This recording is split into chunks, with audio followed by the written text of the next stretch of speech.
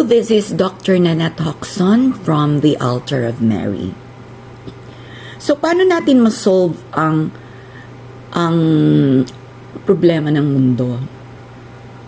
Alam mo ba na ang dali lang pala, no? Kung saan-saan tayo pumunta, ang dali lang, nasa Bible lang. Kaya ngayon sundan natin from the beginning yung Bible. So, nagkasala si Adam and Eve sa Garden of Eden, and then pinagalitan sila at pinagalitan ang ahas. At sinabi sa kanya, isang babae ang ibibigay ko sa iyo na aapak sa ulo mo. Diba?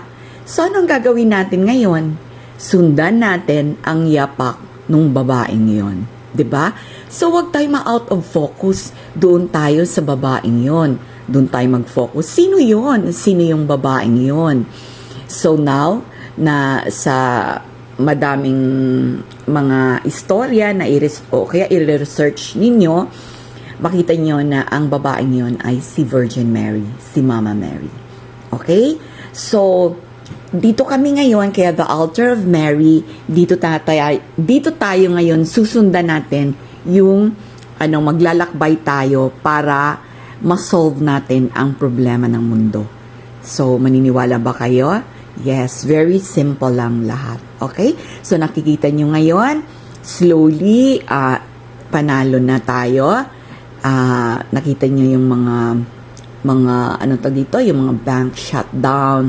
Lahat yon ay mga proseso papunta sa hinahangad nating kapayapaan, katahimikan, yung paging abundant, 'di ba? And harmony to all.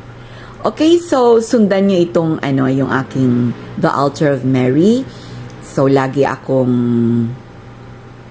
magsasalita dito at sabay-sabay tayong maglakbay sa magandang kinabukasan. Okay, bye!